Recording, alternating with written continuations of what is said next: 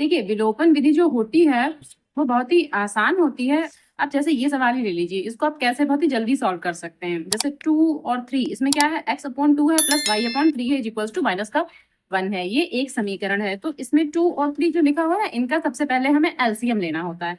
तो आप जानते हैं कि 2 और 3 का एलसीएम क्या 6 होता है। तो सबसे पहले हम यहाँ पर 6 लिख लेंगे।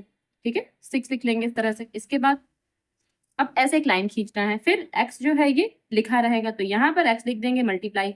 अब देखिए इसमें मल्टीप्लाई किससे करना है, तो जो x के नीचे जो संख्या है, अब हमारे पास क्या है 2 है, तो 2 से इसमें कर दीजिए डिवाइड। अब बताइए कितने बार जाएगा, 3 टाइम्स जाएगा। 2 3 जा 6, तो ठीक है यहाँ पर हम लिख देंगे 3। वो संख्या लिखना है जिस टाइम पे जाएगा। प्लस लिखा लगा हुआ है, प्लस लगा दीजिए। 2y लिखा है 2y लिख दीजिए मल्टीप्लाई। अब इसके नीचे 3 लिखा हुआ है तो 3 का भी इसमें क्या करेंगे, डिवाइड करेंगे। और 3 1 जा 3, 3 2 जा 6, 2 टाइम गया तो यहाँ पर भी 2 लिख देंगे। ठीक है, इज इक्वल्स टू माइनस का 1, और ये माइनस का 1 भी यहाँ पर लिख देंगे। अब 3 का जब x से मल्टीप्लाई करेंगे तो 3x हो जाएगा, और 2 का 2 से मल्टीप्लाई तो 4y हो जाएगा। इज इक्वल्स टू, अब जो ये 6 है यहाँ मल्टीप्लाई कर जाएगा। ठीक है, जो ये नीचे वाली संख्या होती है वो यहाँ मल्टीप्लाई करेगा। इसका मतलब क्या है कि ये माइनस का 6 हो जाएगा।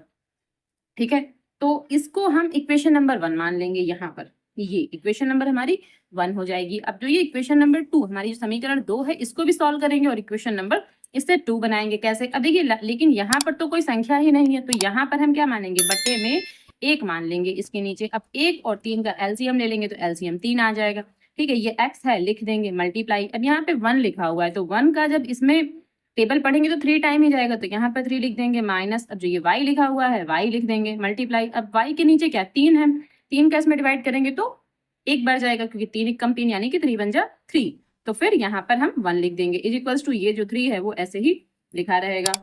अब 3 का x से करेंगे मल्टीप्लाई तो 3x आ जाएगा, y का 1 से करेंगे तो y आ जाएगा। इज इक्वल्स टू, अब जो ये 3 है ये यहाँ जाएगा, तो ये 3 की 3 से मल्टीप्लाई तो कितना 9 हो जाएगा। ये हमारी इक्वेशन नंबर 2 हो जाएगी। बस अब जब 2 इक्वेशन आ गई तो आराम से विलोपन विधि हम लगा सकते हैं और इस सवाल को बहुत ही आसानी से हल कर सकते हैं। देखिए कैसे, सबसे पहले जो ये इक्वेशन नंबर हमारी लिखी हुई है ये वाली, इसको लिख लेंगे क्या 3x 4y is equals to minus का 6, ये लिख लेंगे। इसके बाद जो दूसरी इक्वेशन लिखी हुई है 3x minus Y is equals to 9, इसको भी यहाँ पर लिख लेंगे। अब कैसे करेंगे, देखिए अब इसको हम लगाएंगे यहाँ पर माइनस का निशान। क्यों, क्योंकि यहाँ देखिए ये पॉजिटिव है ये भी पॉजिटिव है, तो इनमें से अगर एक निगेटिव होगा तो ये आपस में कैंसिल हो सकते हैं। इसका मतलब ये है कि अगर यहाँ माइनस लगाएं तो इस माइनस का मतलब ये होता है कि यहाँ पर जो भी चिन्ह होगा वो चेंज हो जाएगा, यहाँ भी चेंज होगा और यहाँ भी चेंज होगा। तो सबसे पहले यहाँ पर चिन्ह चेंज करेंगे। यहाँ कोई चिन्ह नहीं है, मतलब पहले से प्लस है तो यहाँ कर देंगे माइनस, यहाँ पर है माइनस तो यहाँ कर देंगे प्लस, और यहाँ पर क्या है, यहाँ भी कोई चिन्ह नहीं मतलब प्लस है तो यहाँ कर देंगे माइनस। अब ये जो 3x है एक प्लस का, क्योंकि प्लस होता है यहाँ पर, तो ये एक प्लस का और ये वाला माइनस का, ये दोनों आपस में कैंसिल हो जाएंगे। अब देखिए यहाँ पर क्या बचा हमारे पास, ये जो 4 लिखा हुआ है तो 4 का है प्लस का है। ये अब ये वाला जो चिन्ह है इसको नहीं देखेंगे, तो प्लस का 1 तो प्लस का 4 और प्लस का 1 आपस में जुड़ जाएंगे तो क्या हो जाएगा 5y हो जाएगा। और ये 6 और ये 9 आपस में जब ये 6 और 9 जुड़ेंगे तो 15 हो जाएगा। अच्छा जुड़ेंगे क्यों, ये क्योंकि यहाँ पर भी माइनस है यहाँ पर भी माइनस है, तो जब एक जैसे चिन्ह होते हैं ना तब जुड़ जाता है, तो यहाँ पर भी माइनस आ जाएगा। ठीक, तो y की जो वैल्यू आ जाएगी वो आएगी -15 बटे जो ये 5 है वो बटे में आ जाएगा। अब 5 एकम 5 5 3 15। ठीक है, तो यहाँ पर y इज इक्वल्स टू क्या माइनस का 3, तो y की हमने एक वैल्यू निकाल ली। तो देखिए कितना सरल है विलोपन विधि, आप विलोपन विधि से कोई भी क्वेश्चन लगा सकते हैं। ठीक, तो चलिए अब जब y की वैल्यू आ जाएगी इसमें, तो किसी भी समीकरण में, समीकरण 1 में या समीकरण 2 में, आप किसी भी समीकरण में मान रख सकते हैं। चलिए हम लिखेंगे समीकरण 2 में y बराबर -3 रखने पर हम ये लिख देंगे इसमें। ठीक है, अब देखिए जो समीकरण हमारे पास 2 लिखी हुई है, ये देखिए हमारे पास समीकरण 2 लिखी, ये हम लिख लेंगे क्या 3x माइनस वाई, तो 3x minus Y is equals to क्या 9, ये लिख लेंगे हम यहाँ पर। इसके बाद जो y बराबर -3 है तो यहाँ पर y की जगह -3, तो यहाँ -3 लिख देंगे इज इक्वल्स टू कितना 9 यहाँ पर लिख देंगे। तो 3x ये माइनस और ये माइनस क्या प्लस, प्लस का 3 इज इक्वल्स टू 9, तो 3x इज इक्वल्स टू, अब देखिए जो ये 9 लिखा हुआ है ये यहीं लिखा रहेगा और जो ये 3 है ये इस तरफ जाएगा तो माइनस का 3 हो जाएगा यहाँ पर।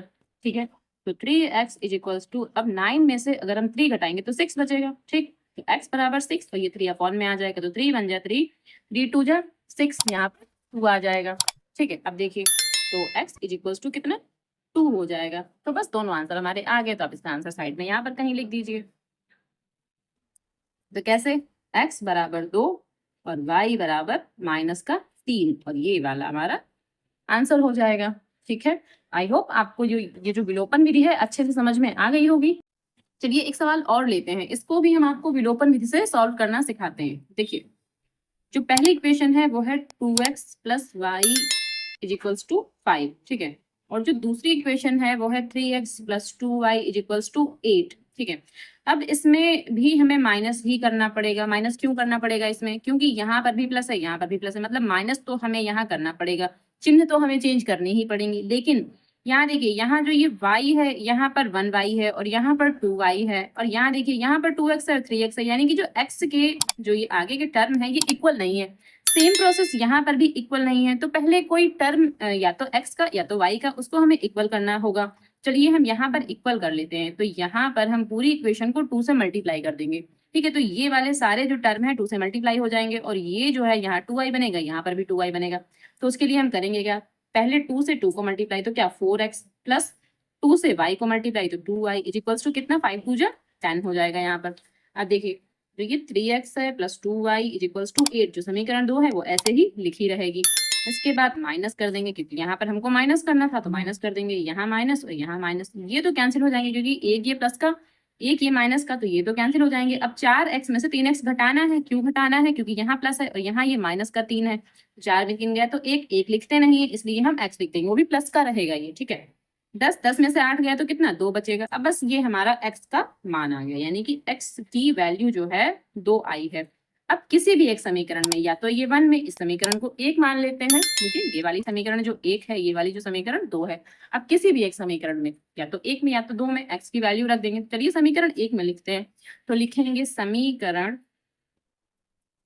1 में x का मान रखने पर, समीकरण 1 में x का मान रख देंगे। तो समीकरण 1 क्या है हमारी 2x plus Y is equals to क्या है 5। तो x की जगह हमें कितना रखना है 2, तो लिखेंगे 2 गुणे 2, इन दोनों के बीच में गुणे का निशान होता है तो लगा देंगे बीच में, प्लस 5 इज इक्वल्स टू कितना 5, 2 की 2 से गुणा 4 plus Y is equals to क्या 5, वाई इज इक्वल्स टू 5 और ये 4 यहाँ जाएगा तो माइनस का 4 हो जाएगा। तो वाई इज इक्वल्स टू 5 में से 4 गया तो 1 बचेगा यहाँ पर।